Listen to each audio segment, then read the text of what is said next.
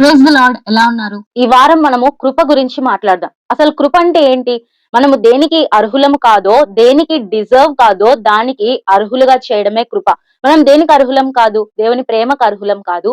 దేవుని క్షమాపణకు అర్హులం కాదు. దేవుని రాజ్యానికి అర్హులం కాదు. దేవుని కుమార్తెలు, కుమారులని పిలువబడటానికి అర్హులము కాదు. కానీ దేవుని కృప ద్వారా మనం ఇప్పుడు దేవుని కుమార్తెలు, కుమారులుగా పిలువబడుతూ ఉన్నాము. దేవుని రాజ్యంలో ప్రవేశించే అర్హత మనకొచ్చింది. దేవుని ప్రేమకు అర్హులుగా చేస్తూ వచ్చాడు. పరలోక రాజ్యంలో ప్రవేశించే భాగ్యము దొరికిందంటే ఇది దేన్ని బట్టి అంటే కృపను బట్టి.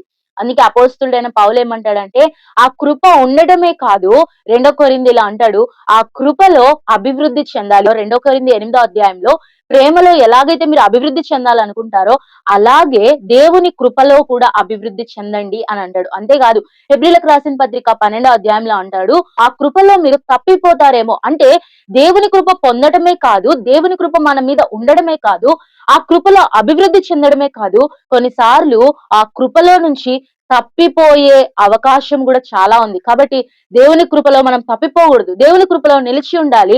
అంతేకాదు 2 కొరింథీ 6వ అధ్యాయం 1వ వచనంలో అపోస్తలుడైన పౌలు కొరింథీలకు రాస్తూ అంటాడు దేవుని కృపను వ్యర్థం చేసుకోవద్దు. చాలా సార్లు మనము దేవుడు క్షమిస్తాడు, ఎక్కడ పాపము విస్తారముగా ఉంటే అక్కడ కృప అపరిమితముగా ఉంటది అని బైబిల్లో రాయబడింది. దేవుని కృప ఉందని చెప్పి మనం చాలా సార్లు తప్పులు చేస్తూ ఉంటాం. పాపం మీద పాపం చేస్తూ ఉంటాం. తప్పు మీద తప్పు చేస్తూ ఉంటాం. దేవుడు కృప ఇచ్చాడని చెప్పి ఆ కృపను వ్యర్థం చేసుకోవద్దు అని అపోస్తులుడైన పౌలు ఖచ్చితంగా చెప్తా ఉన్నాడు. కాబట్టి ఈ కృపలో మనము నిలిచి ఉండాలి. ఈ కృపలో మనం అభివృద్ధి చెందాలి. ఎందుకంటే కీర్తనకారుడు అంటాడు కృపంట మనల్ని బ్రతికిస్తదంట. దేవుని కృప మనల్ని ఆదరిస్తదంట.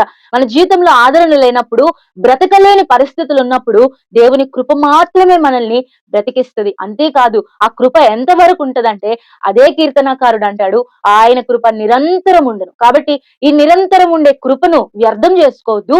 ఈ నిరంతరం ఉండే కృప నుంచి తొలగిపోవద్దు.